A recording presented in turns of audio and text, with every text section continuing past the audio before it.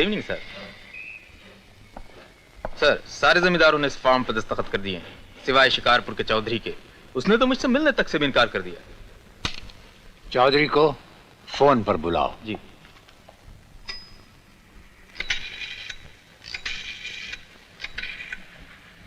Hello Chaudhary साहब। Sir, he is on the line. Gangadhar Chaudhary, तुमने हमारे तहसीलदार साहब को मिलने से इनकार कर दिया। इसका अंजाम जानते हो? अंजाम सोचना चौधरियों का काम नहीं होता कलेक्टर साहब।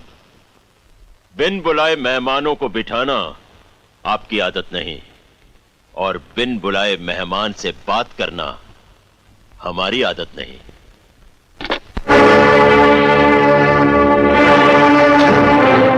चलो हमारे साथ।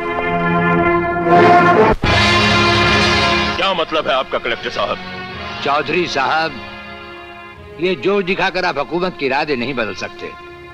बात तो साफ है, जमींदारों ने जमींदारी निभा ना पाई, इसलिए सरकार ने एक स्कीम बनाई है जिसके अनुसार जमीन का असली मालिक किसान होगा।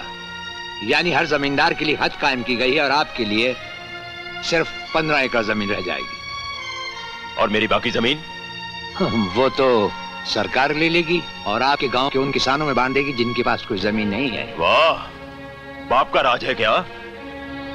आप समझते हैं इस तरह हिंदुस्तान से गरीबी दूर हो जाएगी? किसानों के घरों में घी के चिराग जलेंगे?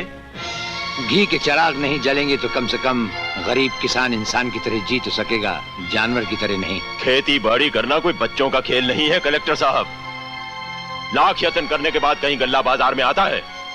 इस तरह जमीन के टुकड़े टुकड़े करके आप मुट्ठी भर भी ज्यादा अनाज पैदा नहीं कर पाएंगे। जाइए, जाकर अपनी सरकार से कहिए कि गरीब का मुकद्दर उस पर रहम करने से नहीं बल्कि उसमें जिम्मेदारी पैदा करने से बदला जाता है। हम तुम्हारी राय लेने नहीं आए चौधरी, हम इस फार्म पर दस्तखत लेने आए हैं। आओ करो। मैंने आज तक किसी कागज पर दस्तखत नहीं किए सिवाय चेक के। बहैसियत कलेक्टर हम तुम्हें हुक्म देते हैं। मैं तुम्हारे मातहत कोई कारिंदा नहीं हूं जो तुम्हारे हुक्म की तामील करूं। तुम ये सारा इलाका जिसमें तुम सांस लेते हो हमारे मातहत है। आओ दस्तखत करो।